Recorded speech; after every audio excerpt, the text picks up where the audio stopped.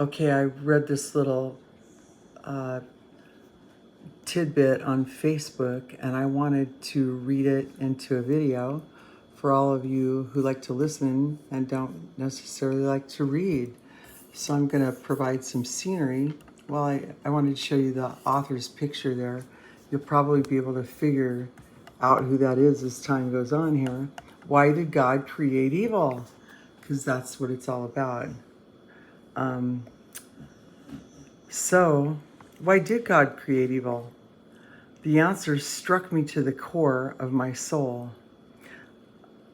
A professor at the university asked his students the following question: everything that exists was created by God. One student bravely answered, yes, created by God. Did God create everything? The professor asked.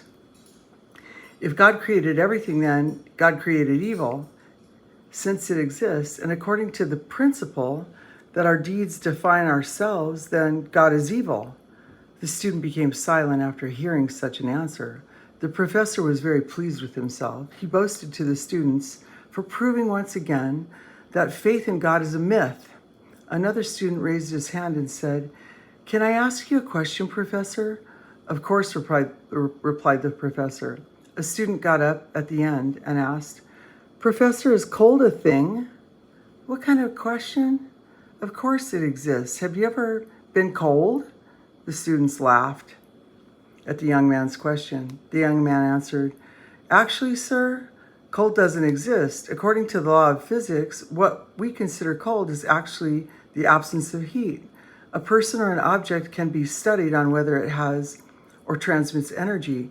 Absolute zero, minus 460 degrees Fahrenheit, is a complete absence of heat.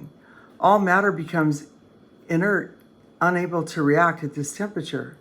Cold does not exist. We created this word to describe what we feel in the absence of heat.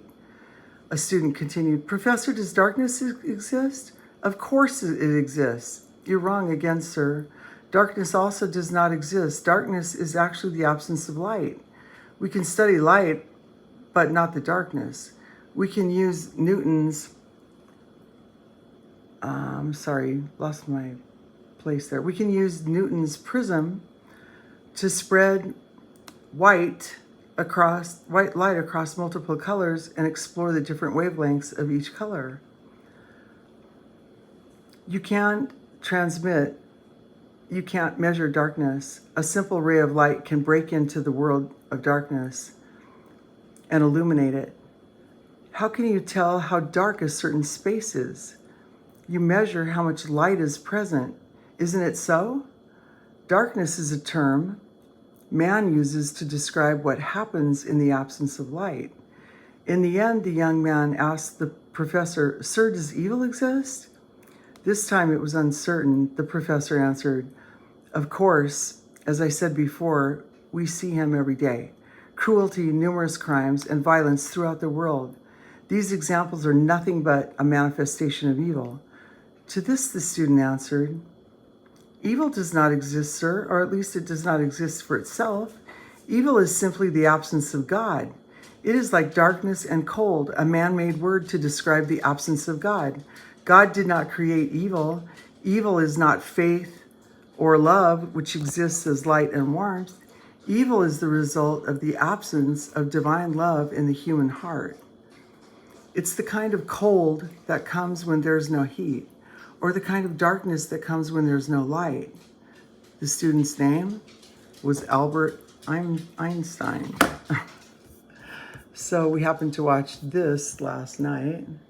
Is There Life After Death? The story of Ian McCormick. You can find this on YouTube. And he talks about going to hell and what hell is like because it's the absence of light.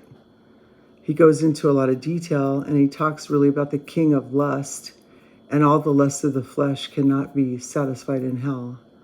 You're on the verge of every earthly sensual desire you ever had, and you can't fulfill it.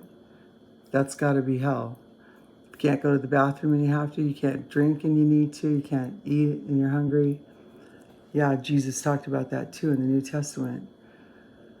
Anyway, just wanted to do Albert Einstein's little revelation of why does evil exist?